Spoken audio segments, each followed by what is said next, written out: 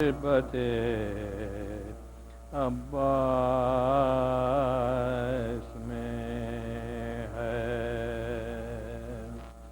ضربت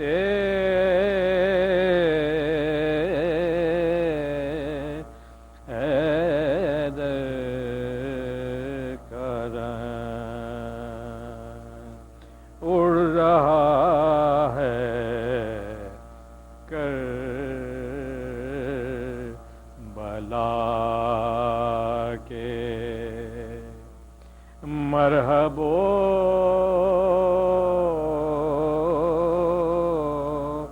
انتر کا رنگ ہے علمدار حسینی ہاتھ کو روکے ہوئے ہے علمدار حسینی ہاتھ کو روکے ہوئے آ نہ جائے کربلا کی جنگ پر خیبر کا رنگ ضربت عباس صلوات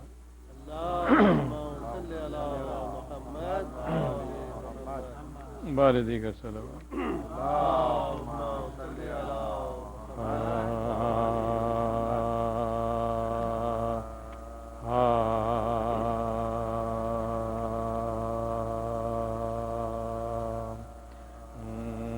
مرقد بھی شہیدوں کے بنائے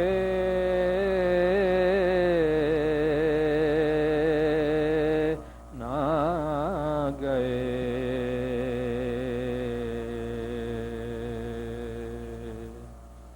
کچھ لوگ فاتحہ کو آئے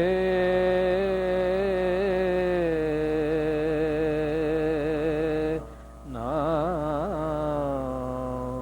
گئے 40ویں تک پڑے رہے مقتل میں 40ویں تک پڑے رہے مقتل میں وہ پھول سوئم کو بھی اٹھائے نہ گئے مرقد بھی شہیدوں صلوات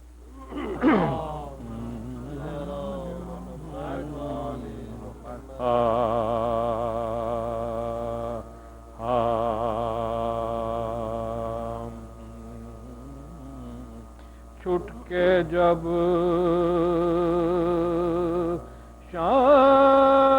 شام کے زندان سے آئی زینب چھٹ کے جب شام کے زندان سے آئی زینب غم رسیدہ اسد اللہ کی جائی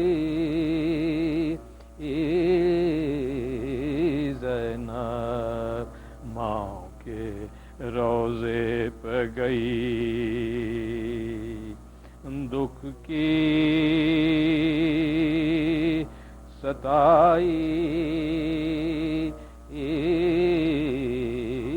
زینب، اور رو رو کے سخن لپائے لائی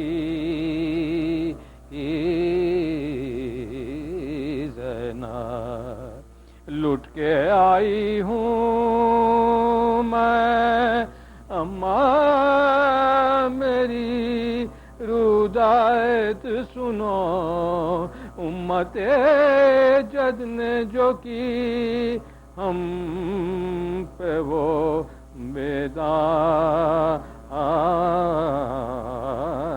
سنو، چھٹ کے جب شام صلوات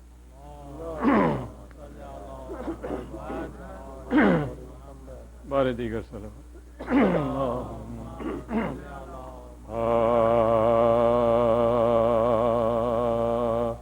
اے غریب الوطن الوداع الوداع، اے غریب الوطن الوداع الوداع، لاشے بے کفن الوداع الوداع، لاشے بے کفن الوداع الوداع، اے غریب الوطن الوداع الوداع، اے غریب الوطن، سامنے جب بھی پانی کا جام آئے گا، سامنے جب بھی پانی کا جام آئے گا،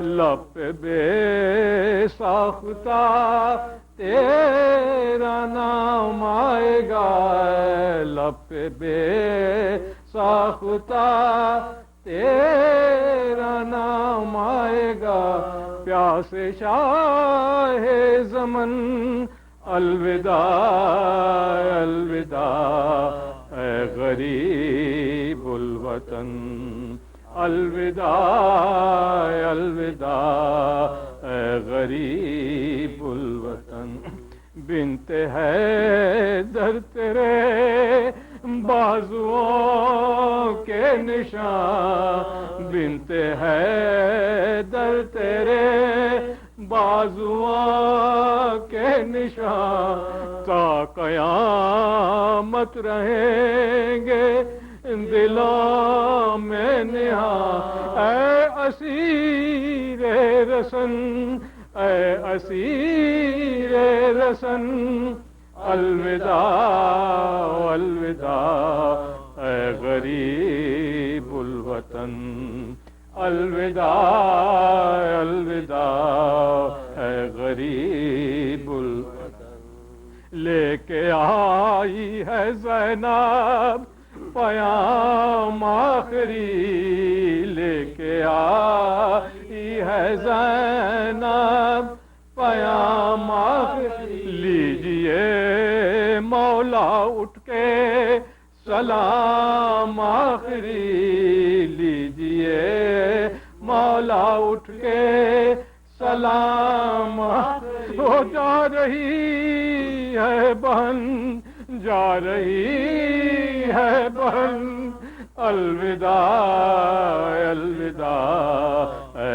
غریب الوطن الوداع الوداع، اے غریب الوطن، میرے آنسو ہیں صدقے تیری پیاس پر، میرے آنسو ہیں صدقے تیری پیاس پر، ہے سلام ہم غریبوں کا عباس پر، ہے سلام ہم غریبوں کا عباس پر، ارے دست خیبر شکن دست خیبر شکن الوداع الوداع، اے غریب الوطن الوداع الوداع اے غریب، لے گیا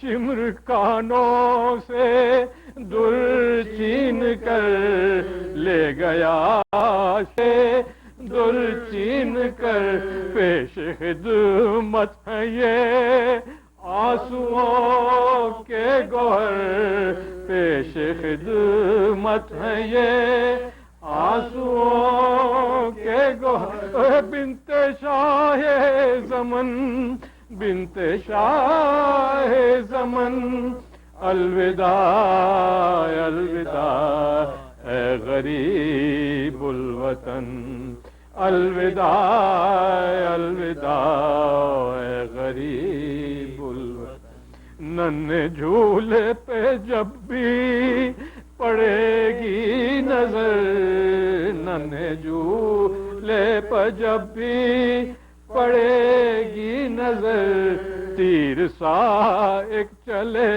گا میرے قلب پر، تیر سا ایک چلے گا میرے قلب پر، میرے غنچہ دہن، میرے غنچہ دہن، الوداع الوداع اے غریب الوطن، الوداع الوداع اے غریب الوطن۔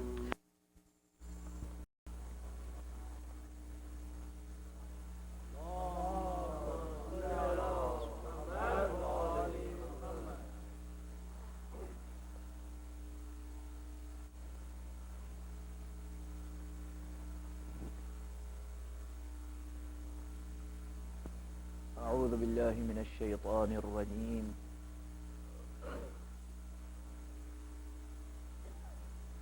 بسم الله الرحمن الرحيم، الحمد لله رب العالمين، والصلاة والسلام على أشرف الخلائق أجمعين، الرسول النبي الأمي الهاشمي سيدنا وشفيعنا أبي القاسم المصطفى محمد،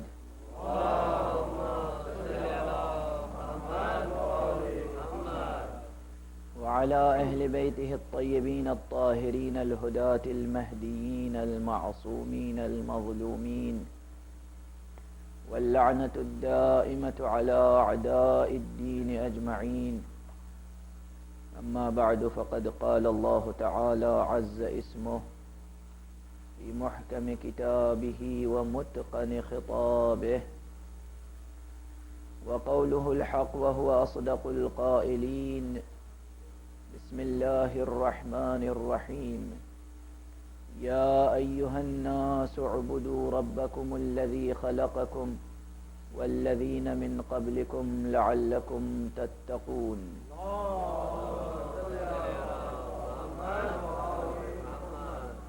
ایک مرتبہ اور بلند آواز سے صلوات پڑھیں۔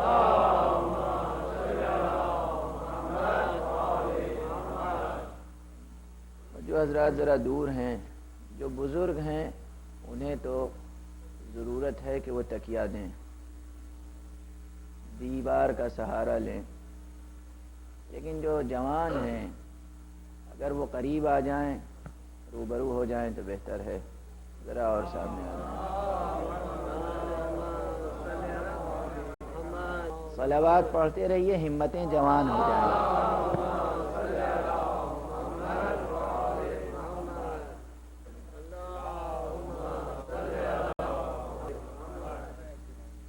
برادران عزیز،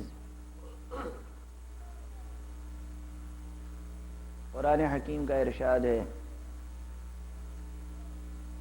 خالق کائنات، آرائشگر ہستی، مبدأ فیض، فیاض ازل، وہ رب کریم جس کے کرم کی کوئی انتہا نہیں، جس نے ہمیں وجود بھی بخشا اور ہدایت بھی فرمائی،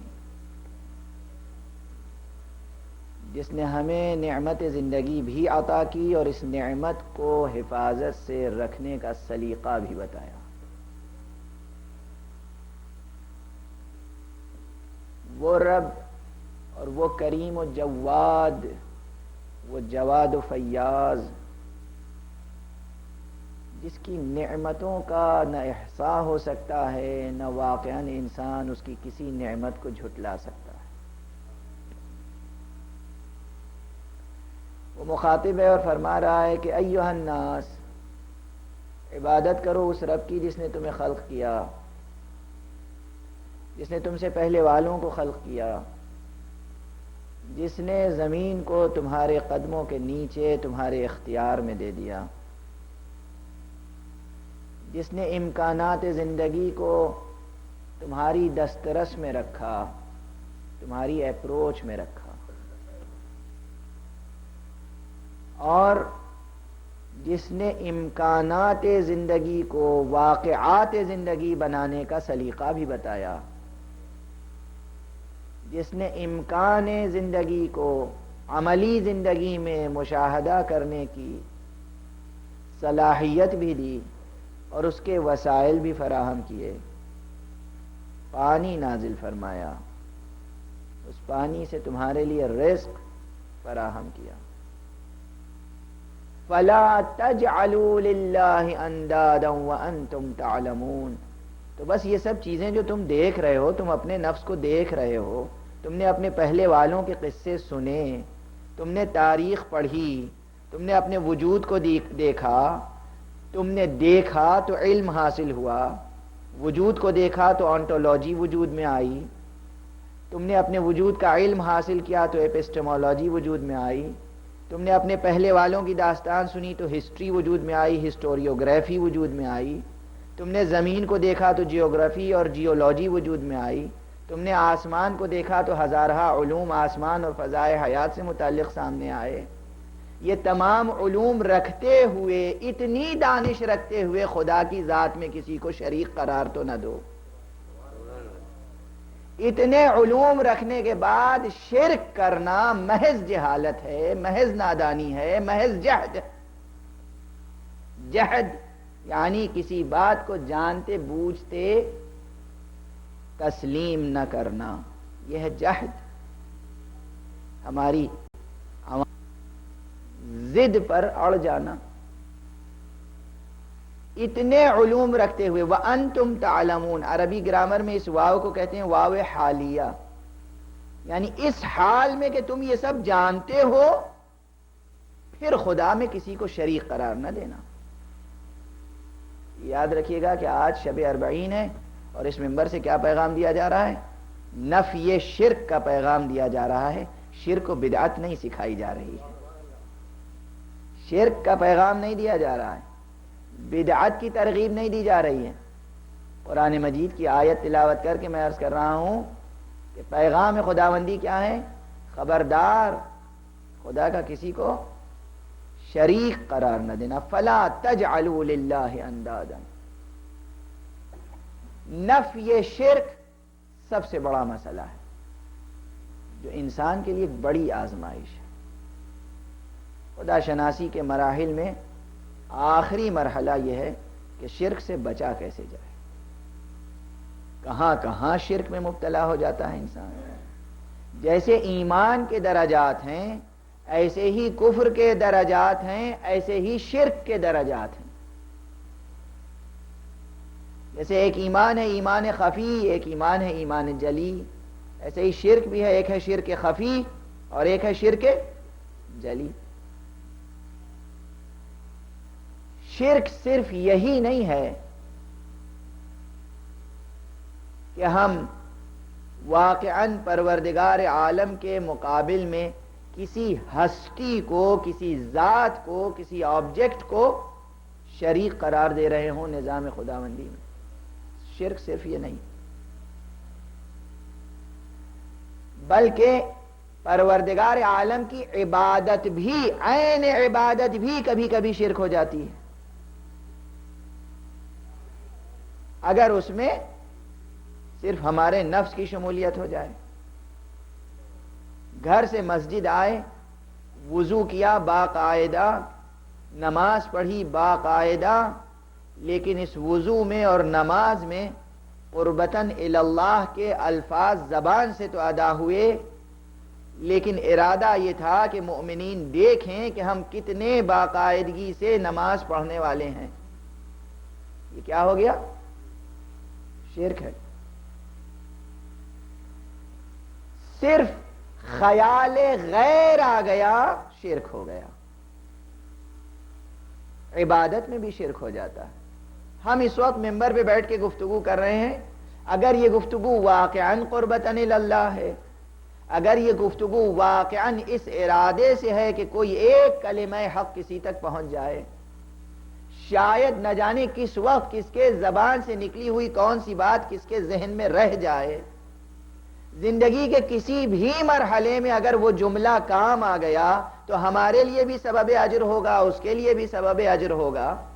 اگر یہ ہے قصد، یہی عبادت ہے۔ اور اگر قصد یہ ہے کہ آنے والے ہمارے حسن بیان اور حسن خطابت سے متاثر ہو کے جائیں، یہی شرک، یہی شرک۔ اگر قصد یہ ہو گیا کہ ہمیں آج داد حاصل کرنی، عبادت تو گیا۔ اس لیے شرک کا نعرہ لگانے والے ذرا دیکھیں تو کہ شرک کے کتنے مراتب ہیں، اور اس طرح اگر توحید کو حاصل کر لیا اور شرک سے پرہیز کا سلسلہ شروع ہو گیا تو بہت سے مسائل خود بخود حل ہو جائیں گے۔ کسی بھی حکم خداوندی کے بالمقابل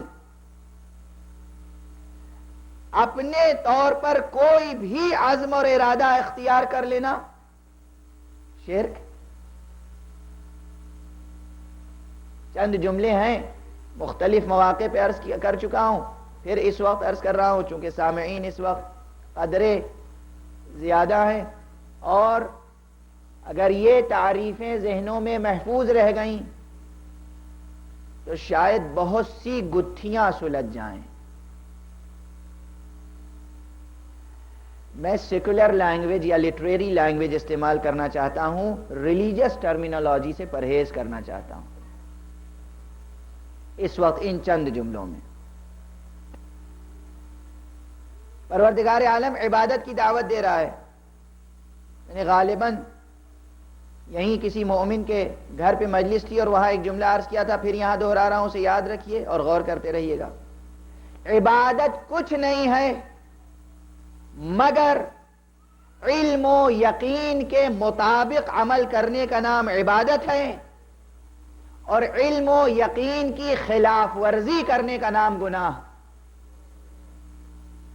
اس میں کوئی مذہبی حوالہ تو نہیں آیا۔ جو علم آپ کو حاصل ہے اس علم کے مطابق عمل کرنا عبادت، اس علم کے خلاف عمل کرنا گناہ۔ یہ نہ سمجھیے گا کہ کہیں یہ اصول ٹوٹ سکتا ہے، کہیں بھی یہ اصول نہیں ٹوٹ سکتا۔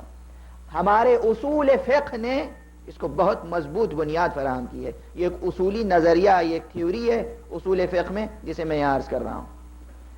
قاطع جو قطع و یقین رکھتا ہے اپنے یقین کے برخلاف عمل کرے گا گناہگار ہوگا، اگر اپنے یقین کے مطابق عمل کرے گا سزاوار اجر و ثواب ہوگا۔ دوسری تعریف ذرا سی لفظیں اور بدل دیں، اس سے مختلف ایک تعبیر، فطرت کے تمام تقاضوں کو فطری اسلوب میں ادا کرنے کا نام عبادت ہے، اور فطرت کے تقاضوں کو غیر فطری انداز میں ادا کرنے کا نام گناہ اور بدعت۔ آپ کو کسی سے محبت ہے، کس طرح وہ محبت ظاہر ہوگی؟ فطری رفتار اور روش زندگی پہ نظر ڈالیں۔ محبت ہے، آپ کو اپنے بچے سے محبت ہوتی ہے، آپ اپنے بچے کو بوسہ دیتے ہیں، اس کی پیشانی پہ بوسہ دیتے ہیں، اس کے ہاتھوں پہ بوسہ دیتے ہیں۔ ہمارے ہاں فقہ میں اور احادیث و آداب زندگی میں، اخلاقیات میں، اخلاق آل محمد میں یہ ہے سکھایا گیا کہ بوسہ دینے کا بھی ثواب ہے، اپنے بچے کو بوسہ دینے کا ثواب، اپنے دوست کی روبوسی اور معانقے کا ثواب۔ اور ہمارے ہاں اچھا، بچے کو بوسہ دینا ثواب ہے، پیغمبر نے فرمایا اور عمل کر کے بھی دکھایا۔ اگر واقعاً ارادت مندی، محبت، مودت، عشق اپنے کمال پر پہنچ جائے، اس وقت اس عشق کے جو فطری مظاہر سب کے سب جزء عبادت ہوں گے۔ اب اگر آپ کسی ایسی جگہ چلے جائیں جہاں سے یادیں وابستہ ہوں، یہاں ہمارا کوئی محبوب و معشوق رہا کرتا تھا، یہ عمارت اس سے منسوب ہے، بے اختیار اس کا خیال آیا اور چوکھٹ کو بوسہ دے دیا، یہ بوسہ عبادت ہے، بدعت نہیں۔ ایک قدیم شاعر نے کہا کہ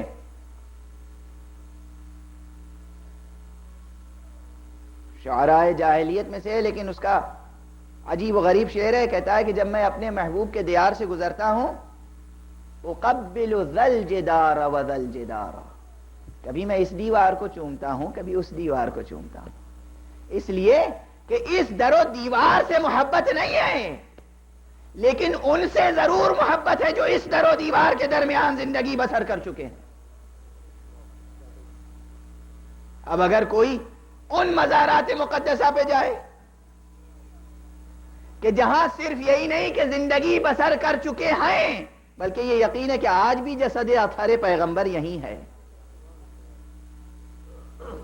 اگر اس دروازے کو آج بھی محفوظ رکھا گیا ہو، اور محفوظ ہے، یہ بھی ایک معجزہ فعلی ہے، خدا کی قسم یہ ایک معجزہ فعلی ہے کہ جس دروازے کو تھام کر پیغمبر برسہا برس آتے رہے، یا کم از کم کئی ماہ تک مسلسل آتے رہے، نماز صبح سے پہلے اس دروازے پر آتے تھے، دروازے کو دونوں ہاتھوں سے تھام کر آیے تطہیر کی تلاوت کرتے تھے، اور اس کے بعد کہتے تھے السلام علیکم یا اہل البیت ورحمت اللہ وبرکاتہ۔ پیغمبر کا دستور تھا، آج بھی وہ دروازہ باقی ہے۔ اگر ہم اس تصور میں یہی وہ چوکھٹ ہے جہاں پیغمبر نے دست مبارک رکھا تھا، اس جگہ کو بوسہ دے لیں، یہ فطرت کا تقاضا ہے، عبادت ہوگا، بدعت و شرک نہیں ہوگا۔ اور فرمایا آپ نے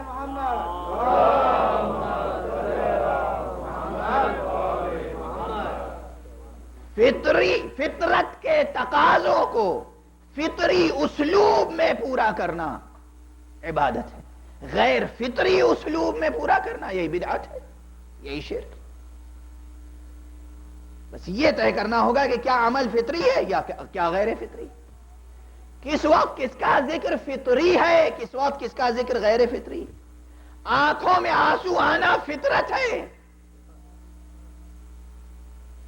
خلاف فطرت عمل انجام دینا بدعت ہے، مطابق فطرت عمل انجام دینا بدعت نہیں ہے، نہ بدعت ہے نہ شرک۔ اور فرمایا آپ گفتگو ذرا اور آگے بڑھے گی، یہ تو یوں ہی میں نے عرض کیا کہ شرک کو سمجھنے کی کوشش کریں کہ خواہ کسی عمل کو بدعت یا شرک نہ کہہ دیں۔ قرآن کا پیغام بھی یہی ہے، حضور اکرم صلی اللہ علیہ وآلہ وسلم کا پیغام بھی یہی ہے، اور ائمہ اہل بیت کا بھی پیغام یہی ہے کہ شرک سے بچو۔ اتنا بڑا معجزہ جسے کربلا کہتے ہیں، یہ جملہ یاد رکھیے گا کہ میں کربلا کو کوئی سانحہ، کوئی حادثہ یا صرف کوئی واقعہ نہیں سمجھتا، کربلا معجزہ ہے اور بہت بڑا معجزہ۔ کربلا بہت بڑا معجزہ ہے اپنے پورے فلسفیانہ اور کلامی مفہوم میں۔ کلامی مفہوم کیا ہوتا ہے؟ اسلامی علوم میں ایک علم ہے جسے کہتے ہیں علم کلام۔ علم کلام کا تعلق شاعری یا خطابت سے نہیں ہے۔ علم کلام یعنی گفتگو کرنے کا علم نہیں، شعر کہنے کا علم نہیں۔ علم کلام اس علم کو کہتے ہیں جس میں اصول دین سے متعلق بحثیں کی جاتی ہیں۔ علم عقائد یا علم اصول دین کو علم کلام کہا جاتا ہے، اس لیے کہ یہ علم شروع ہوا تھا اس بحث سے کہ کلام خدا یعنی قرآن مجید حادث ہے یا قدیم۔ یہ بحث چل پڑی تھی پیغمبر اکرم صلی اللہ علیہ وآلہ وسلم کے بعد کہ علم کلام خدا یہ قرآن مجید حادث ہے یا قدیم. چونکہ گفتگو کلام سے شروع ہوئی تھی اس لیے پھر سارے اعتقادات زیر بحث آتے چلے گئے. اگر قرآن کو حادث مان لیا، قدیم مان لیا، تو کئی چیزیں قدیم ہو جائیں گی. خدا قدیم ہے یا اس کے علاوہ اور چیزیں بھی قدیم ہیں. اگر دو چیزیں قدیم ہیں تو شرک سامنے آ جائے گا. قدیم نہیں ہے تو اس کلام کی ماہیت کیا ہے؟ چنانچہ ذات باری تعالی، صفات باری تعالی اور دھیرے دھیرے تمام چیزیں، نبوت اور امامت اور آخرت، سارے مسائل سمٹتے چلے آئے، بحث آگے بڑھتی چلی گئی. اور یہ علم جو مدون ہوا تو اس علم کو علم کلام کہا گیا.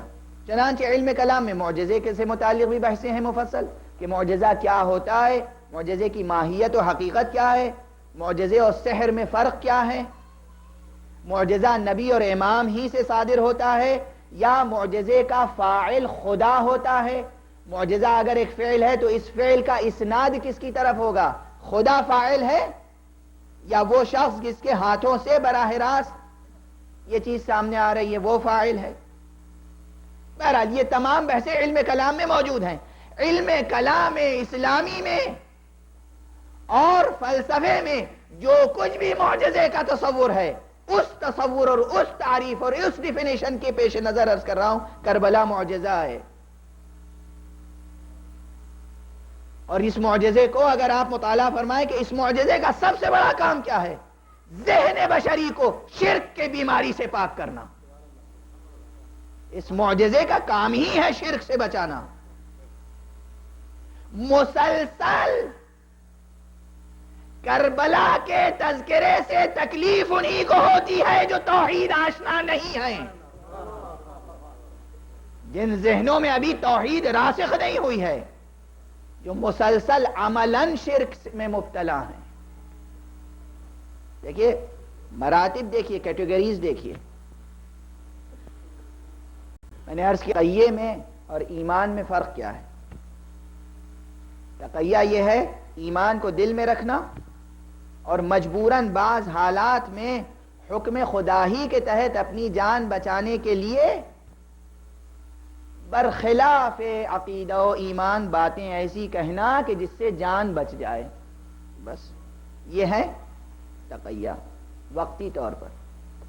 لیکن مسلسل مبتلا شرک رہنا اور زبان سے کلمہ توحید ادا کرتے رہنا، اس چیز کا کیا نام ہو سکتا ہے؟ اس کا کوئی نام ہی نہیں ہے، یا جو کچھ نام ہے وہ ہم ممبر سے لے نہیں سکتے. مسلسل مستقل علم ہے، آگہی ہے، دانش ہے، بصیرت ہے، بصارت ہے، پڑھ رہے ہیں کتابیں، بحث کر رہے ہیں، قرآن پڑھ رہے ہیں، حدیث پڑھ رہے ہیں، سیرت پڑھ رہے ہیں، اور مبتلا شرک بھی ہیں اور نعرہ توحید بھی زبان پر ہے. ابھی عرض کروں گا، تھوڑی سی وضاحت ہو جائے گی، ابھی کوئی گھبرانے کی بات نہیں. اور دیکھیے ہم لوگوں کی ہمیشہ عادت یہ رہی ہے کہ ہم غیر کو ہدف ملامت بناتے ہیں، جبکہ ہمارے درمیان بھی کبھی کبھی بعض افراد پیدا ہو جاتے ہیں. ابھی ممبر پہ آنے سے پہلے ایک صاحب نے یہ کاغذ دیا مجھے، اور ان کے نام سے اور شخصیت سے واقف ہوں پہلے سے، اور اب انٹرنیٹ پہ بھی یہ گفتگو جاری کر دی ہے انہوں نے.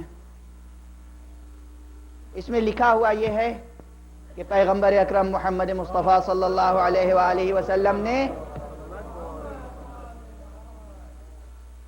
اپنے بعد کسی کو جانشین نامزد نہیں فرمایا تھا. بظاہر ایک پی ایچ ڈی ہیں، ایک ڈاکٹر ہیں، اور بس اتنا اشارہ کافی ہے، اس لیے کہ میں بعض حضرات کا نام ممبر پہ لینا مکروہ سمجھتا ہوں. جب بڑے بڑوں کا نام نہیں لیتا تو ان کا کیا نام لوں؟ آپ کو اندازہ ہوگا کہ میں عموماً غیروں کا نام لینے سے کتراتا ہوں، وہ چاہے پرانے لوگ ہوں یا نئے لوگ ہوں. کیا فائدہ نام لینے سے؟ تو بہرحال آپ سے واقف ہیں، سب سے پہلے جب ان کا تھیسس سامنے آیا، پی ایچ ڈی کا مقالہ، تو اس میں امام زمانہ عجل اللہ تعالی فرجہ الشریف کہ وجود مقدس سے انکار تھا، اور اس میں 3 فقرے تھے۔ اسی کے پیش لفظ میں ایک یہ تھا کہ قرآن مجید نے کوئی واضح تصور مہدی نہیں پیش کیا ہے، اور احادیث صحیحہ سے بھی ثابت نہیں ہے، اور تاریخ سے تو ثابت ہونا بہت ہی مشکل ہے۔ 3 بڑے ارکان پر انہوں نے گفتگو کی تھی، اور پھر پوری کتاب میں جو کچھ بھی لکھا ہو اس کے جواب میں وہ کیسٹیں بہرحال محفوظ ہیں۔ پروردگار عالم کی توفیق سے 17 تقریریں میں نے نیو یارک میں صرف اس موضوع پر کی تھی کہ قرآن مجید میں تصور مہدی ہے یا نہیں، احادیث کی مدد لیے بغیر، تاریخ کی مدد لیے بغیر، صرف قرآن مجید کے الفاظ کے ظاہری مفاہیم اور منطوق سے میں تصور مہدی ہے یا تصور مہدی نہیں ہے۔ 17 تقریروں کے بعد خود جناب والا کا ٹیلی فون آیا کہ میں آپ سے گفتگو کرنا چاہتا ہوں۔ میں نے گزارش کی ابھی آپ کے صرف ایک جملے کا جواب دیا ہے، ملاقات انشاءاللہ آئندہ ہوگی۔ اس کے بعد اسی شخص نے لندن میں جانے کے بعد 1 سال لندن میں عشرہ اولیٰ پڑھ رہا تھا، 1 محرم سے 10 محرم تک، اور اس دوران یہ مضافات لندن میں کوئی عشرہ خطاب فرمانے کے لیے گئے تھے۔ مجھے نہیں معلوم کہ اگر یہ شخص پیغمبر کے بعد سلسلہ امامت کا قائل نہیں ہے تو منبر پہ کیوں جاتا ہے؟ ذکر حسین کے معنی ہی کچھ نہیں ہے اگر وصیت پیغمبر نظر میں نہ ہو، کوئی مفہوم نہیں ہے۔ ذکر امام حسین کا کوئی مفہوم نہیں ہے اگر وصیت پیغمبر سامنے نہ ہو۔ اگر وصیت پیغمبر نہیں تھی، امامت کا اس انسٹیٹیوشن پیغمبر نے نہیں ایجاد کیا تھا، تو یزید برحق تھا، حسین غلطی پر تھے۔ مگر ایسا نہیں ہے، نعوذ باللہ من ذالک، خاکم بدہن، خاکم بدہن۔ بہرحال انہوں نے وہاں چند نوجوانوں کا ذہن گمراہ کرنے کی کوشش کی اور کہا کہ میں مناظرے کے لیے تیار ہوں، بلا لائیے جس کو گفتگو کرنی ہو۔ وہ 2-3 افراد برادران خوجہاء اثنا عشری میں کے 3-4 متدین افراد با جذبہ جوان آئے اور مجھ سے کہا کہ ایک شخص آیا ہوا اس طرح، آپ اسے جانتے ہیں؟ میں نے کہا جی ہاں جانتا ہوں۔ کہا وہ کہتا ہے کہ مناظرہ کرنا چاہتا ہوں۔ میں نے کہا میں حاضر ہوں کسی بھی وقت، یہ میں ممبر سے عرض کر رہا ہوں، مجھے معلوم ہے ریکارڈ ہو رہی ہے، ساری دنیا میں جا سکتی ہے کیسٹ، ان تک بھی جا سکتی ہے، واقعہ صحیح ہے اس لیے ممبر سے عرض کر رہا ہوں۔ میں نے جب اپنا نام بھیج دیا کہ آپ کہہ دیجئے کسی بھی وقت، آدھی رات میں یا آدھے دن میں حاضر ہوں گفتگو کے لیے۔ اس کے چند روز کے بعد وہ جوان آئے اور انہوں نے کہا کہ وہ آپ سے تیار نہیں ہے مناظرے کے لیے۔ بہرحال یہ گفتگو لندن کی ہے۔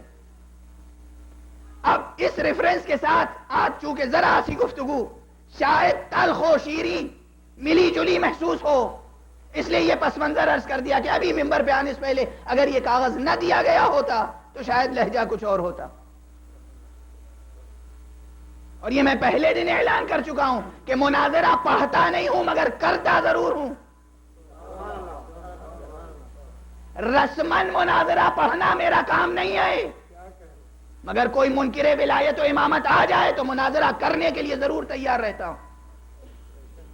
اور فرمایا واقعہ کربلا معجزہ ہے۔ معجزہ ہوتا کس لیے ہے؟ معجزہ کسی نبی یا امام کی ذاتی صلاحیت کے اظہار کے لیے نہیں ہوتا۔ معجزے کا فلسفہ یہ ہے کہ جب نبی یہ اعلان کرتا ہے کہ میں اللہ کا نبی ہوں، تو چونکہ اس کے بھی 2 آنکھیں ہیں جیسے سب کی، اس کے بھی 2 کان ہیں جیسے سب کے، اس کا بھی ایک ہی دہن اور ایک زبان ہے 32 دانت کے درمیان جیسے سب کے، جیسے جسم بشری سب کا ہے ویسا ہی جسم اس کا چلتے ہیں ویسے وہ زمین پہ چلتا ہے، جیسے عام لوگ زمین پہ بیٹھتے ہیں اور کھاتے ہیں ویسے ہی وہ بیٹھتا ہے اور کھاتا ہے. اس لیے لوگوں کی سمجھ میں نہیں آتی بات کہ یہ نبی کیسے ہو گیا. خدا داد منصب کے ثبوت میں جو واقعہ پیش کیا جائے وہ معجزہ کہلاتا ہے. معجزے کی تعریف یہی ہے جب آنے والا کہتا ہے کہ میں رسول ہوں، میں نبی ہوں، یعنی خدا کی طرف سے مجھے کوئی عہدہ دیا گیا ہے، خدا کی طرف سے مجھے کوئی منصب آتا ہوا ہے. اس منصب کے ثبوت میں جو بات پیش کی جائے وہ ہے معجزہ. اور فرمایا آپ نے ہمارا عقیدہ بھی ہے کہ پیغمبر اور پیغمبری رسالت اور نبوت کی طرح امامت بھی اللہ کی طرف کا ایک منصب ہے، خدائی عہدہ ہے. اگر کسی کی امامت کو چیلنج کیا جائے اور وہ امام کوئی واقعہ پیش کرے تو وہ منصب خداوندی کے ثبوت کے لیے معجزے کی حیثیت رکھتا ہے. ایک صلوات پڑھیں محمد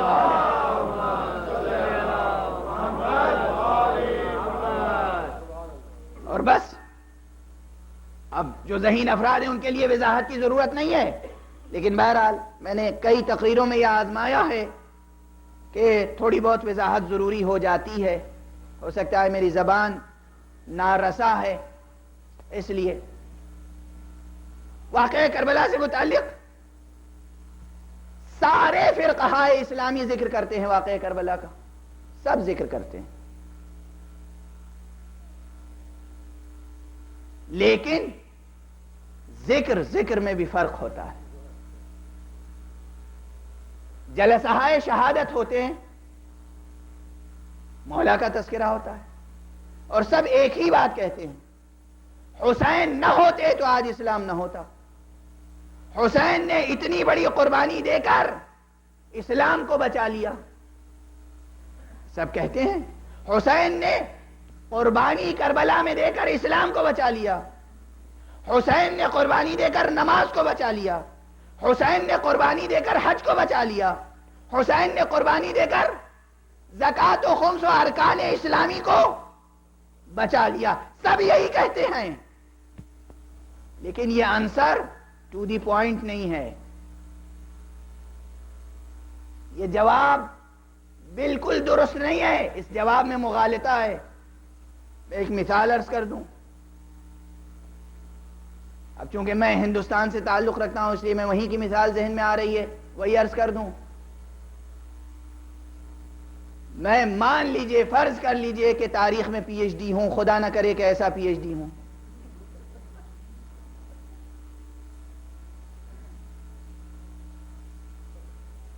بہرحال پی ایچ ڈی کر لیا، اب تاریخ کا حافظ ہوں. قدیم حجر قدیم کے زمانے سے، تاریخ قدیم کے زمانے سے، ما قبل تاریخ کے زمانے سے لے کر اور اب تک ساری شخصیتیں، ان کے نام، ان کے زمانے، ان کے کارنامے سب مجھے یاد ہیں اور اب تک یاد ہیں. 1998 تک کی ہسٹری میرے سامنے بالکل ہے. اور میں کسی انٹرویو میں گیا یا امتحان میں گیا، مجھ سے پوچھا گیا یہ بتائیے ہندوستان کس تاریخ میں آزاد ہوا، اور اس کے جواب میں 1857 کے ریولوشن سے لے کر اور 1947 تک جتنا اسٹرگل ہوا ہے سب بیان کرتا چلا جاؤں، لیکن یہ نہ بتاؤں کہ کس تاریخ میں ہندوستان آزاد ہوا. کتنے نمبر ملیں گے مجھے؟ شاید ایک بھی نہیں ملے گا، 0 ملے گا. پوچھا یہ گیا تھا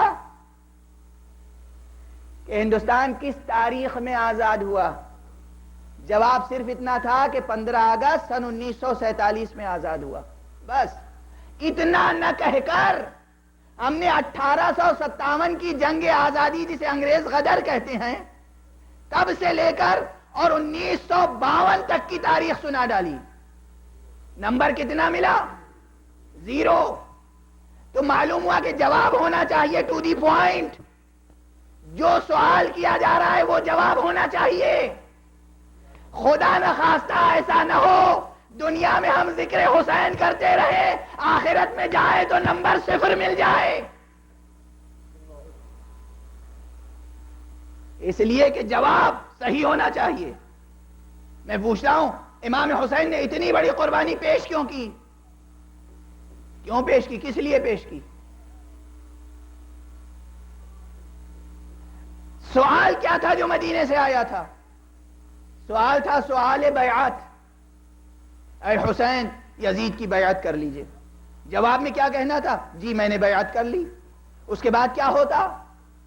حسین مدینے میں رہتے، حسین زندہ رہتے، حسین مسجد نبوی میں جاتے رہتے، حسین نمازیں پڑھتے رہتے، حسین زکوٰۃ دیتے رہتے، حسین خمس ادا کرتے رہتے، حسین ہر سال حج پہ جاتے رہتے، حسین جن بیواؤں یتیموں کی پرورش کر رہے تھے کرتے رہتے۔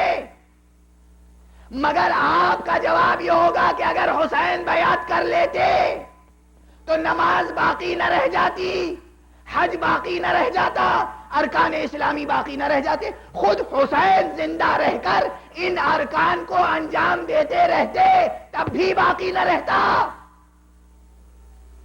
اور فرما رہے ہیں آپ، اور حسین نے گلا کٹا کر خود نمازیں نہ پڑھ کر، اس لیے کہ جب وجود نہیں رہ گیا اس دنیا میں ظاہری، حسین کے عمل کا سلسلہ ظاہری منقطع ہو گیا، خود حج نہ کر کے حج سے 1 دن یا 2 دن پہلے خانہ کعبہ کو ترک کر کے آ گئے۔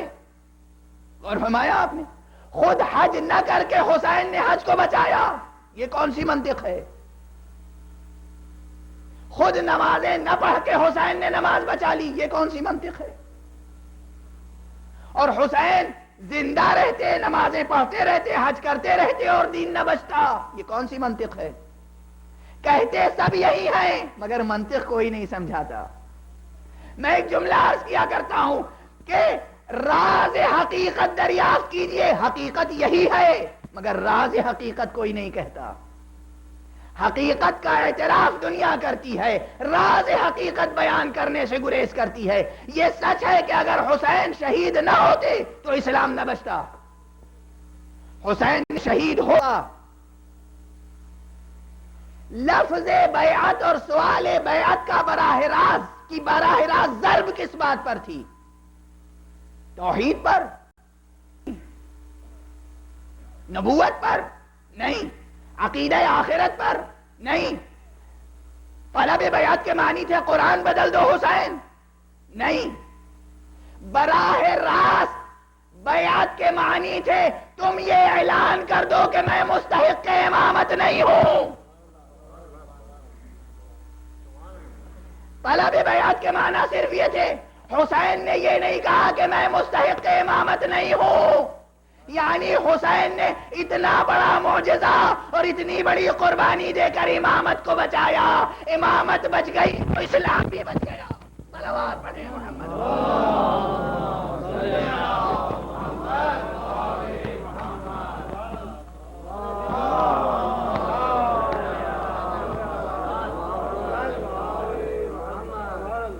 امامت نہ بچتی تو اسلام بھی نہ بچتا۔ اپنے جملوں کو بدل دوں، یعنی میں یہ کہہ رہا ہوں کہ ایک تاثیر ہے تکوینی، ایک اثر ہے کن فیکونی جو امامت کے منصب میں پوشیدہ ہے۔ یہ منصب باقی رہے گا تو نماز مؤثر ہوگی ورنہ نماز بے اثر ہو جائے گی۔ یہ منصب باقی رہے گا تو حج با اثر ہوگا ورنہ بے اثر ہو جائے گا۔ حسین خود نہیں رہے، امامت باقی رہ گئی تو دین باقی رہ گیا۔ اسی لیے عرض کرتا ہوں آج جتنا کچھ اسلام جہاں کہیں باقی ہے وہ فیضان امامت سے باقی ہے۔ صلوات پڑھیں محمد و آل محمد۔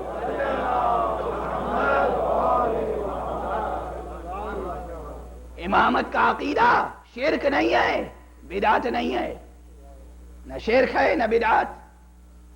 امامت کا عقیدہ اصل و اصول دین ہے۔ امامت بچ گئی اور آج تک باقی ہے۔ اگر امامت باقی نہ رہتی تو جس طرح آپ فروع دین کے لیے کہہ رہے ہیں کہ نہ نماز بچتی، نہ روزہ بچتا، نہ حج بچتا، اسی طرح ہم کہتے ہیں کہ نہ نبوت بچتی، نہ عقیدہ آخرت بچتا، نہ توحید بچتی۔ اگر یہ منطق سمجھ میں آتی ہے تو پھر وہ مبالغہ نہیں ہے.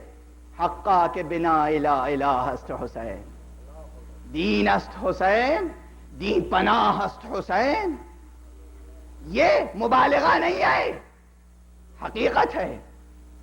حسین نے اپنے خون سے صحرائے کربلا پہ لا الہ الا اللہ لکھا اور پورے عالم بشری سے تصور شرک کو دھو کر رکھ دیا. اب جو شخص اصطلاحاً کلمہ توحید نہیں بھی پڑھتا، وہ اپنے ذہن میں کسی بت کو سجانے کے لیے تیار نہیں، کسی بت کو سجانے کے لیے کوئی تیار نہیں. جو لوگ لا الہ الا اللہ نہیں بھی کہتے، جنہوں نے اپنے مذہب میں توحید کو محفوظ نہ رکھا، تثلیث کے قائل ہو گئے، ثنویت کے قائل ہو گئے،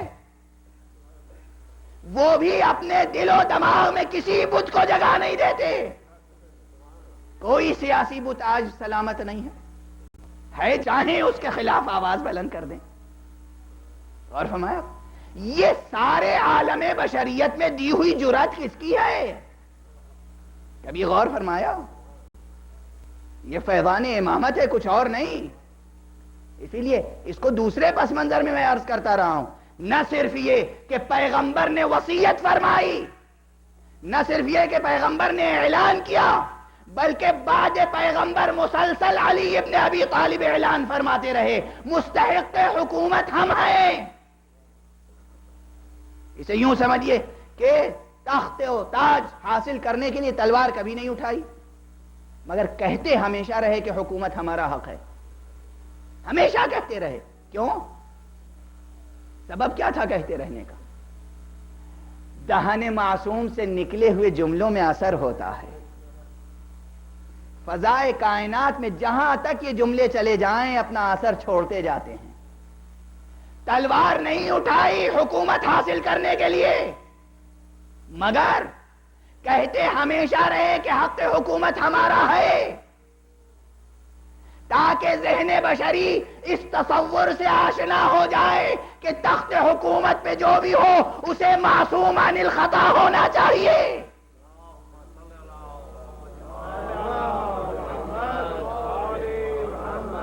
ایسا لگتا ہے کہ گفتگو کسی کی سمجھ میں آ رہی ہے. صلوات بھیجیے تو.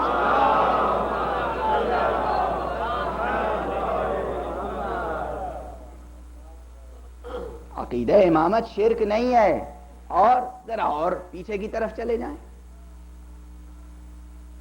کسی نے یہ سوال کیا تھا، اور بلکہ کیا عرض کروں، ایک عجیب و غریب شخصیت ہمارے ہندوستان میں بھی پیدا ہو گئی تھی، لکھنؤ میں، نام لینا بہرحال ضروری ہے ہی نہیں. اپنوں میں سے ابھر کے آ گئے تھے سامنے، اپنوں میں سے. برسہا برس سے ان کا خاندان شیعہ اثنا عشری چلا آ رہا ہے. انہوں نے فرمایا کہ جشن غدیر منانا حماقت ہے، اس لیے کہ اب 1400 برس گزر گئے، اب ہم یہ فیصلہ کر بھی لیں کہ حضرت علی مستحق تھے تو فائدہ کیا ہوگا؟ کیا منطق ہے؟ ابھی دن کی گفتگو جو سعید آغا صاحب کے مکان پہ مجلس تھی، اس میں نے گزارش کیا کہ یہ بحث کبھی فرسودہ نہیں ہوگی. اہل بیت کے افراد کون تھے، مستحق خلافت کون تھے، یہ بحث کبھی فرسودہ نہیں ہوگی. اس لیے کہ ان کی خلافت ان کی ذات کو فائدہ پہنچانے کے لیے تھی ہی نہیں. کس نے کہہ دیا آپ سے کہ علی خلافت پر فائز ہو جاتے تو علی کا فائدہ ہو جاتا؟ فائدہ عالم بشریت کا ہوتا. کل اگر سمجھ میں آ گئی ہوتی یہ بات تو کل فائدہ ہوتا، آج سمجھ میں آ جائے گی تو اب فائدہ ہوگا. صلوات پڑھیں محمد و آل محمد. سچ سچ ہے جب سمجھ میں آ جائے. کس نے کہا یہ بحثیں فرزودہ ہو جاتی ہیں؟ اگر ان کی عصمت ثابت ہے تو ان کا ہر عمل حجیت رکھتا ہے، ہر عمل حجت ہے. یہ آخری اتھارٹی ہیں، انہوں نے کیا کیا ہمارے لیے حجت. اس لیے یہ بحث کبھی فرسودہ نہیں ہوگی. اور اس بحث کو مذاق میں اڑانے کی بڑی کوششیں کی گئی. بہت پرانا ایک واقعہ ہے بغداد کی سرزمین پر ایک اپنے زمانے کے بہت بڑے علامہ درس دے رہے تھے، اور اس مجمع میں شاگردوں میں ایک طالب علم بیٹھا ہوا تھا. اس نے کہا کہ بعد پیغمبر خلافت کے لیے پیغمبر نے وصیت کی تھی یا نہیں کی تھی؟ اس شخص نے کہا روایتیں ہیں، مگر بہرحال وہ سب روایتیں ضعیف ہیں. اس نے پھر گفتگو آگے بڑھائی. کہا غدیر خم سے متعلق کیا خیال ہے؟ کہا غدیر روایت ہے، اور بعد پیغمبر جو خلافت قائم ہوئی وہ درایت ہے. درایت کو روایت پر قربان نہیں کیا جا سکتا. درایت یعنی جو چیز ہوئی، روایت یعنی جو چیز سنی گئی اور کہی گئی. کہیں سنی پر کسی واقعے کو قربان تو نہیں کیا جا سکتا. اس شخص نے فوراً ایک سوال کیا، کہا یہ بتائیے امام برحق کے خلاف خروج کرنا کیسا ہے؟ کہا جو خروج کرے کافر ہے، گنہگار ہے. کہا پھر فلاں اور فلاں نے علی ابن ابی طالب کے خلاف خروج کیا، کہا انہوں نے توبہ کر لی تھی. کہا خروج واقعہ ہے، توبہ روایت. واقعے کو روایت پر قربان نہیں کیا جا سکتا. صلوات پڑھے محمد و آل محمد.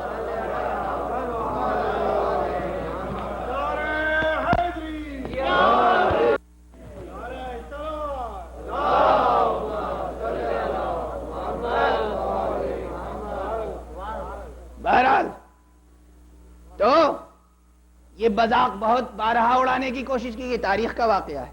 لیکن اب میں عرض کر رہا ہوں غدیر روایت ہے، یہ کہنا بھی جھوٹ ہے. اب میرے ساتھ ساتھ چلیے گا. روایت کسے کہتے ہیں؟ جو بات زبان سے کہی گئی، وہ روایت زبان سے کہی گئی اور کان سے سن لی گئی، بس کہی سنی، وہ ہے روایت. جو واقعہ ہوا، افعال و جوارح سے ادا ہوا، وہ ہے واقعہ، وہ ہے درایت. اور فرمایا پیغمبر حج کرنے کے لیے مدینے سے نکلے، یہ روایت ہے یا درایت؟ ذرا ساتھ ساتھ چلیے گا. پیغمبر نے آخری حج ادا کیا، یہ فعل پیغمبر ہے یا روایت؟ حج کرنے کے بعد مدینے کی طرف قافلہ روانہ ہوا، یہ زبانی باتیں ہیں یا درایت؟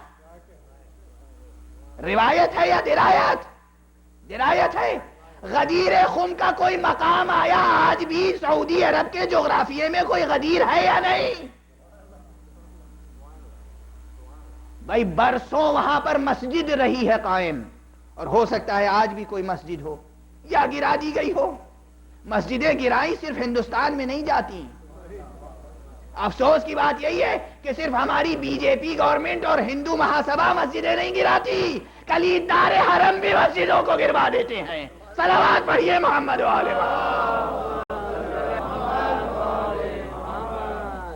کلیداران حرم بھی مسجدیں گروا دیتے ہیں.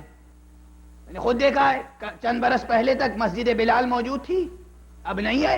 مسجد شق القمر موجود تھی، اب نہیں ہے.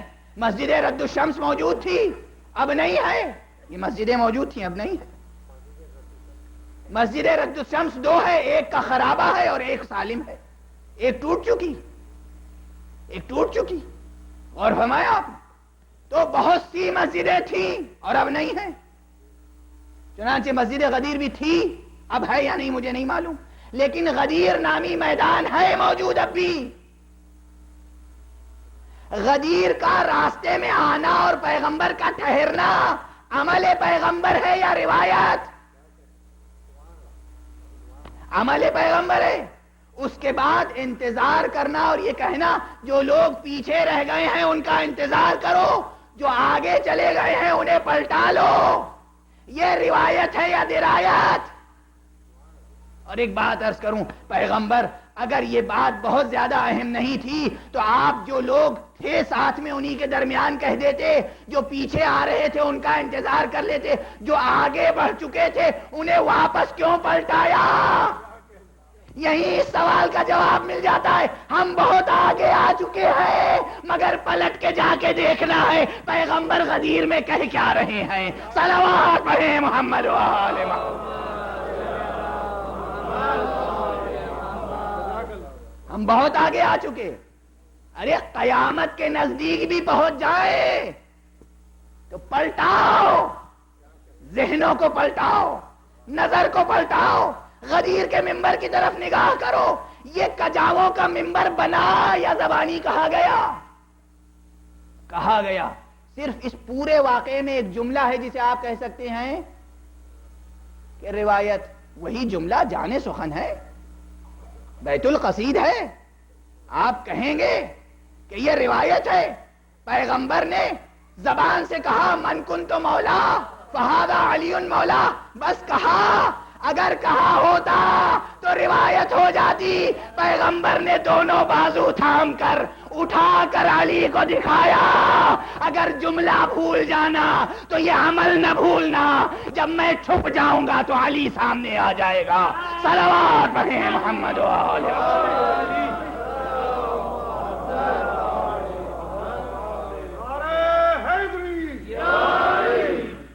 کوئی ایک جز تو روایت نہیں ہے.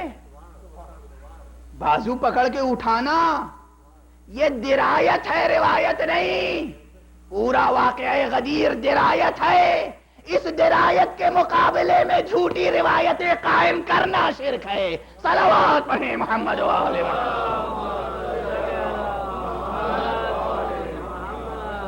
بہرحال یہ امامت ہے. اس امامت کا انکار نہیں کیا جا سکتا، اس امامت کو نظر انداز نہیں کیا جا سکتا. اور عزیزو سنجیدگی سے سماعت فرماؤ.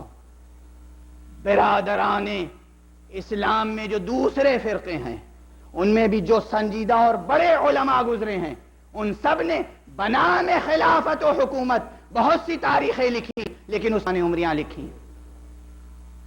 کتب خانے میں جا کر دیکھ لیں. امام نسائی کی کتاب صحائح ستہ میں گنی جاتی ہے. وہ 6 معتبر کتابیں جن کا درجہ کتاب الہی کے بعد مانا جاتا ہے، ان میں سے ایک کتاب امام نسائی کی بھی ہے.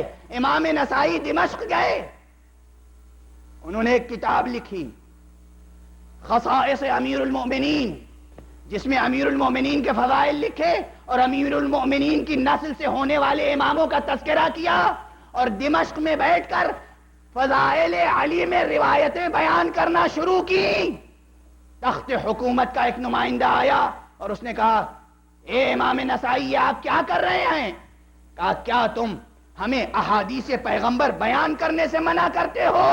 کہا ہاں ہم چاہتے ہیں یہ حدیثیں بیان نہ کریں. انہوں نے کہا اگر یہ حدیثیں بیان کرنے پر پابندی ہے تو میں ضرور بیان کروں گا. سزا کے طور پر اتنے کوڑے لگائے گئے کہ شہید ہو گئے، جاں بحق تسلیم ہو گئے. برا نہ کہیے گا، رحمت اللہ علیہ، مولا انہیں جزائے خیر نے. ایک روایت قائم کر گئے. فضائل علی کے بیان میں جان بھی چلی جائے تو کوئی حرج نہیں ہے. کیا قیمت ہے اس جان کی؟ اور فرمایا. اور ایک بات اور، یہ اپنے برادران شیعہ سے عرض کر رہا ہوں، دیکھیے عوامی سطح سے ذرا بلند ہوئیے.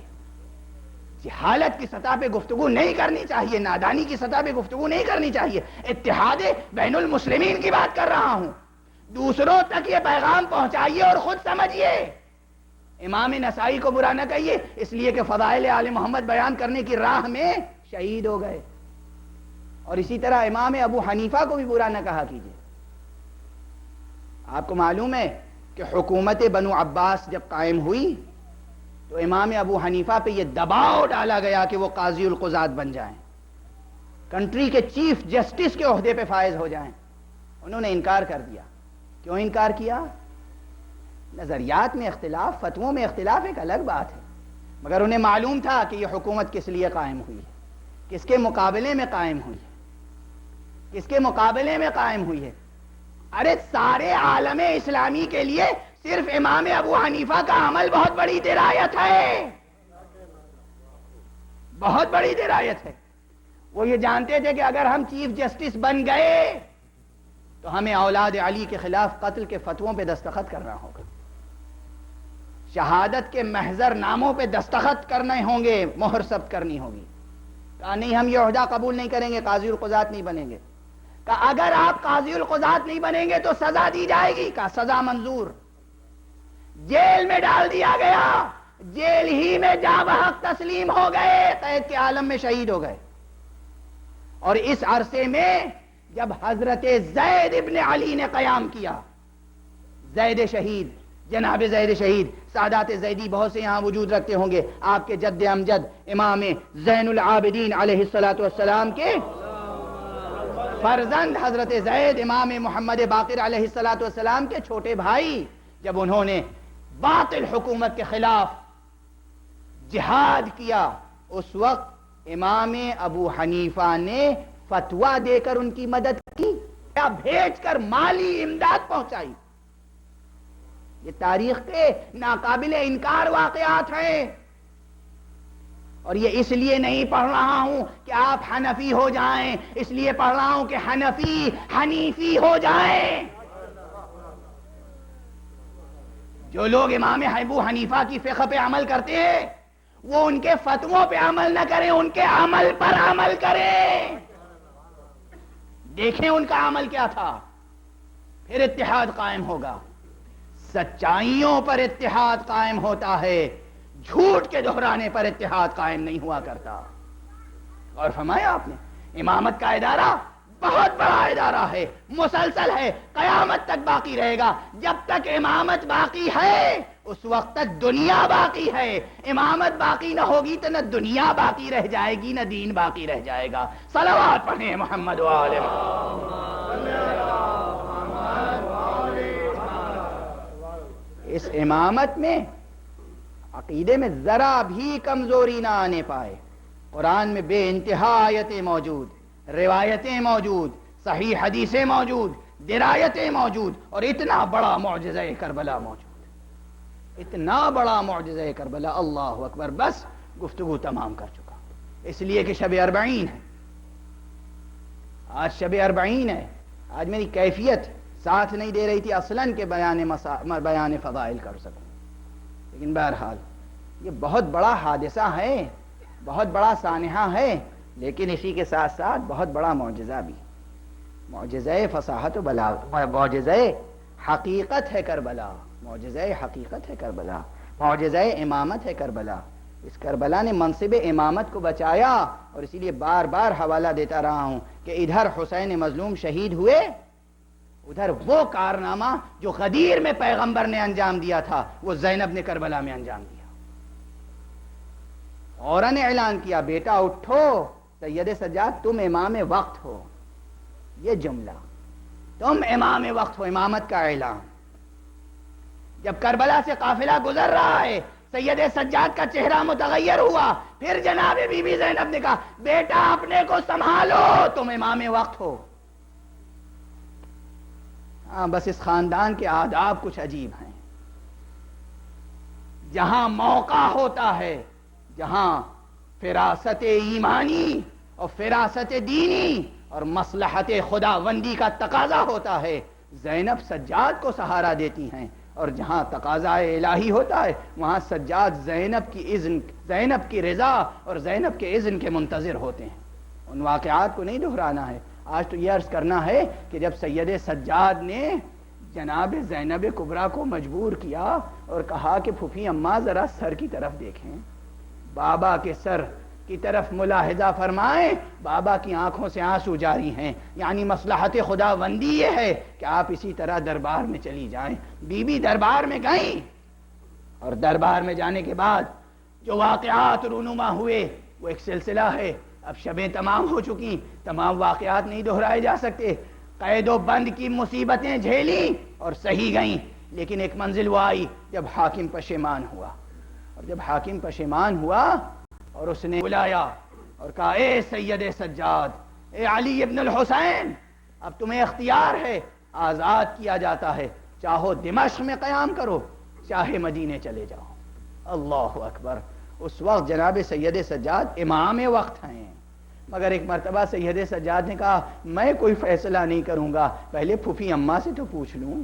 میں جناب زینب کبریٰ سے سوال تو کر لوں. ایک مرتبہ سید سجاد آئے, پھوپھی کو آواز دی, پھوپھی اماں, پھوپھی اماں, اے جناب زینب کبریٰ جواب دیں. یا اماں, اے پھوپھی, یزید ہمیں پروانہ رہائی دے رہا ہے اور یہ کہہ رہا ہے آپ چاہیں تو دمشق میں رہیں, چاہے تو مدینے چلی جائیں. جناب زینب سے پوچھنے کا سوال سبب کیا ہے, پوچھنے کا سوال کیا ہے؟ فیصلہ خود امام کر سکتے ہیں, امام خود فیصلہ کر سکتے ہیں, مگر پھوپھی سے پوچھنے کا سبب کیا ہے یہ بات سمجھ میں نہیں آتی. عجب نہیں اس میں کئی مصلحتیں ہوں. جب جناب زینب سے رخصت ہو رہے تھے امام حسین روز عاشوراء, تو کچھ اسرار امامت تھے جو جناب سید سجاد کو القاء فرمائے, ان کو تعلیم فرمائے, ان کے حوالے کیے, اور کچھ خاص امانتیں تھیں جو زینب کے حوالے کی گئی تھیں. من جملہ ان امانتوں کے حسین کی ایک چہیتی بچی تھی, ایک چھوٹی 4 سال کی بچی, جس کے متعلق حسین نے خصوصی وصیت کی تھی, اے بہن زینب اس بچی کا خیال رکھنا. یہ ایک عظیم امانت تھی جو زینب کربلا سے لے کر شام آئی تھی. اس امانت کا زینب نے ہر جگہ خیال رکھا, مگر اللہ اکبر, قید خانہ شام میں سکینہ وطن جانے کا انتظار کرتے کرتے اس دنیا سے رخصت ہو گئی. سکینہ 4 برس کی بچی درے زندہ پہ بیٹھ کر جب دیکھتی تھی شام کے وقت پرندے جا رہے ہیں, پوچھتی تھی پھوپھی اماں یہ پرندے کہاں جا رہے ہیں؟ پھوپھی جواب دیتی تھی بیٹا یہ اپنے آشیانوں کی طرف جا رہے ہیں, یہ اپنے گھونسلوں کی طرف جا رہے ہیں. اے پھوپھی اماں ہم اپنے گھر واپس کب جائیں گے؟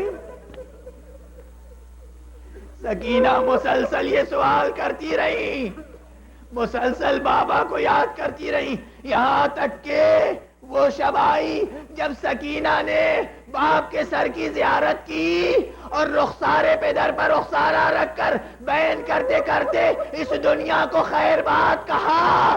سید سجاد نے اور زینب نے اس حسین کی امانت کو زندان شام میں سپرد خاک کر دیا.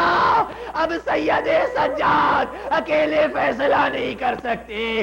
سید سجاد نے کہا میں پھوپھی سے سوال تو کر لوں. قید خانے میں آئے, پھوپھی اماں بتائیے دمشق میں رہیں گی یا مدینے واپس جائیں گی؟ ایک مرتبہ زینب کبریٰ اس ننھی سی قبر کے پاس آئی, اے سکینہ تمہیں زندان شام میں چھوڑ کر جانے کا دل تو نہیں چاہتا, مگر کچھ اور ذمہ داریاں بھی ہیں, نانا تک بھی کچھ پیغام پہنچانا ہے. تمہارے بابا کا خون بھرا کرتا, اصغر کا خون بھرا کرتا, یہ نانا کے مزار تک پہنچانا ہے, اس لیے بیٹی اجازت دے دو. خدا حافظ. جناب زینب کبریٰ نے سکینہ کی قبر سے رخصت ہو کر سید سجاد سے کہا ہم تیار ہیں چلنے کے لیے, مگر شام میں نہیں رہیں گے. شام میں کیسے رہ سکتی تھی جہاں اتنی مصیبتیں پڑی ہوں کہ سید سجاد زندگی بھر کہتے رہے ہوں الشام الشام الشام. جب بھی کوئی پوچھتا تھا آقا سب سے زیادہ مصیبتیں کہاں پڑی, سید سجاد ایک ہی جواب دیتے تھے الشام الشام الشام. شام میں زینب نے رہنا گوارا نہ کیا, کہا ہم مدینے جائیں گے مگر کربلا ہو کر. شام میں چند روز تک نوح و بکا کا سلسلہ رہا. حسین کی عزاداری ہوئی, اس کے بعد محملیں سجی گئیں. بس چند جملے اور.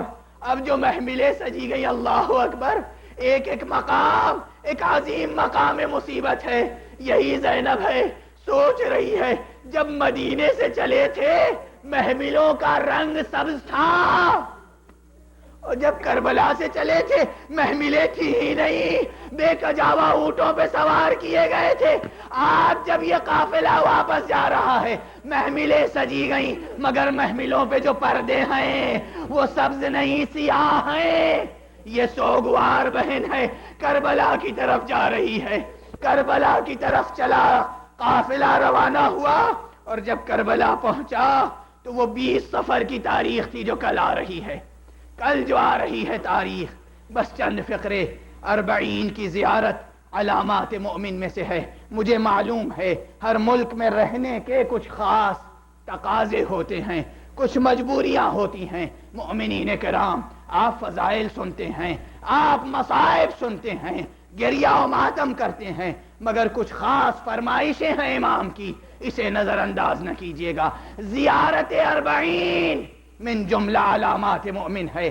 کل تھوڑا سا وقت نکال کر حسین کو یاد کر کے زیارت 40 ضرور پڑھ لیجئے گا. اپنے کاروبار کو جائیے، ضرور جائیے، ممکن ہو تو نہ جائیے، ممکن نہ ہو ضرور جائیے، مگر تھوڑا سا وقت نکال کر زیارت 40 پڑھ لیجئے. 2 رکعت نماز زیارت ہے اور 1 صفحے سوا صفحے کی زیارت ہے. امام نے کہا ہے، 11ویں امام نے، مومن کی علامتوں میں سے 5 چیزیں ہیں. ایک زیارت 40 ہے. کیوں؟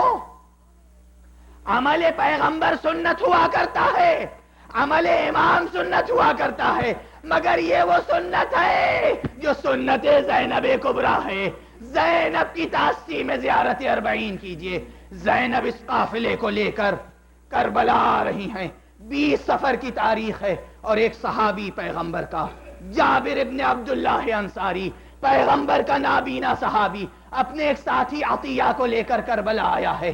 کچھ نظر نہیں آتا، مگر جب کربلا پہنچے عطیہ سے کہا مجھے فرات کے کنارے لے چلو. فرات تک پہنچے، اپنے کو فرات میں گرا دیا، غسل کیا. غسل زیارت کرنے کے بعد پاکیزہ لباس سے بھی تن کیا، کچھ پاکیزہ خوشبو کا استعمال کیا. قبر امام تک آگے بڑھے. السلام علیکہ یا ابن رسول اللہ. جب 2-3 مرتبہ کہا، جواب نہیں آیا. ایک فقرہ کہا، ارے کیا ہو گیا ہے؟ ایک دوست کو سلام کر رہا ہے مگر جواب نہیں ملتا. پھر فوراً کہا، ہاں مجھے معلوم ہے، جواب کیسے مل سکتا ہے، اس لیے کہ تمہارا جسم یہاں دفن ہے لیکن سر تمہارا شام میں نوک نیزہ پر ہے. سید سجاد کے ساتھ سر امام نوک نیزہ پر ہے. اس کے بعد جناب جابر ابن عبداللہ انصاری نے اپنے کو قبر امام پر گرا دیا. گرانے کے بعد کچھ بیان کر رہے تھے، کچھ رازدارانہ گفتگو ہو رہی تھی، حسین سے رازدارانہ گفتگو. ایک مرتبہ جابر نے محسوس کیا حسین کہہ رہے، جابر قبر چھوڑ کر علیحدہ ہو جاؤ، استقبال کو آگے بڑھو، میری بہن آ رہی ہے، میرے بیٹے کا استقبال کرو، میری بہن کا استقبال کرو. گھبرا کر جابر ابن عبداللہ قبر حسین سے علیحدہ ہوئے. عطیہ کا ہاتھ پکڑا، عطیہ سے کہا شام کے راستے کی طرف دیکھو، کچھ غبار نظر آ رہا ہے. عطیہ نے کہا ہاں غبار نظر آ رہا ہے. جابر عطیہ کے سہارے سے آگے بڑھے. جب قافلہ نزدیک آیا پھر آواز دی، السلام علیکہ یا ابن رسول اللہ، فرزند رسول آپ پر سلام. سید سجاد آگے بڑھے، اے جابر تمہارا شکریہ، تم نے سلام کیا، ہمارے بابا کی زیارت کی. عاشورہ کا دن تم نے نہ دیکھا، جس دن جب سلام کرنے والا بابا کو سلام کرتا تھا تو بابا کہتے تھے آج تو مجھے کوئی قابل سلام بھی نہیں سمجھتا. انا للہ و انا الیہ راجعون. پروردگار